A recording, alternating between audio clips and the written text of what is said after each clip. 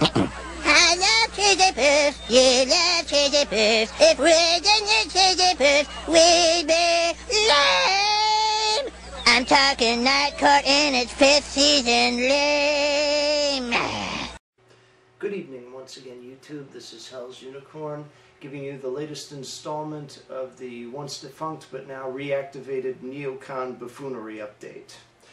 The reason why I elected to reactivate this series is because basically the neocons, as it were, have risen back to a level of prominence within the media, in spite of the fact that the neo-libs now have control of the government.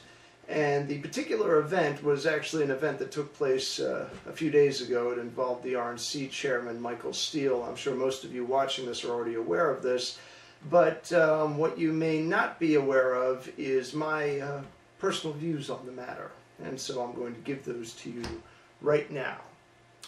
I've never had a very high opinion of Michael Steele. In my personal opinion, the guy is an empty suit and a broken clock. And like all other broken clocks, he has the potential to be correct twice a day.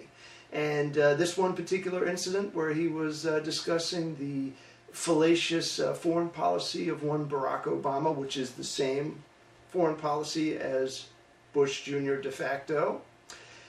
And he rose the ire of a lot of people with his own party when he did so.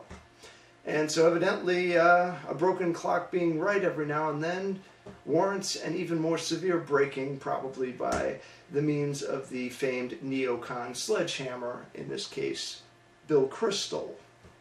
I always get the aroma of sulfur whenever I listen to that man speak, but when I listen to his denunciations of Michael Steele, I actually got so significant a noseful of that aroma that I actually thought I was going to die of black lung. And for those of you who are not familiar with that condition, that's a condition that coal miners used to get back during the late 19th, early 20th century because they didn't have proper breathing equipment to protect their lungs from all of the dust that came from the digging that went on in those mines. So the reason why this really came to prominence, I think in a large part, is because of Ron Paul's intervention. He's a non-interventionist guy, but even he has to intervene occasionally, and this is one of those instances. Now, whether it was worth his effort is up for debate, because personally I can take or leave Michael Steele. He makes very little difference to me.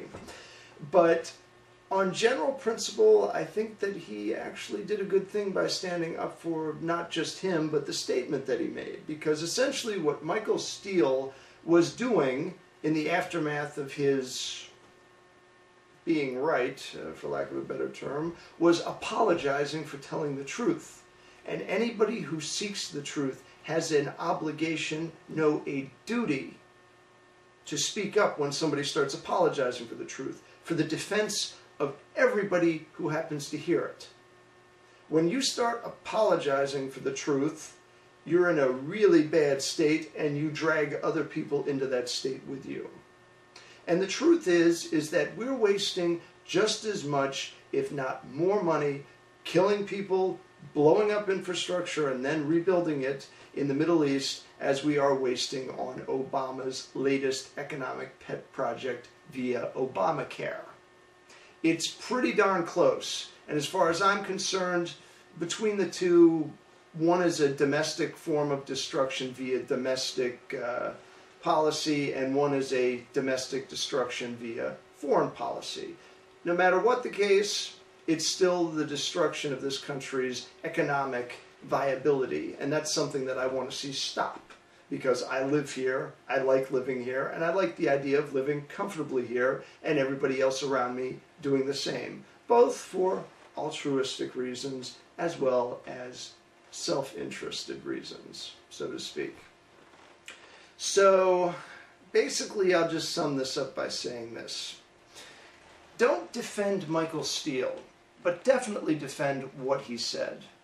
And to Michael Steele, you probably owe your job to Ron Paul. So if I were you, I'd be a lot nicer to him from now on. With prudence to myself and benevolence to all of you, good evening.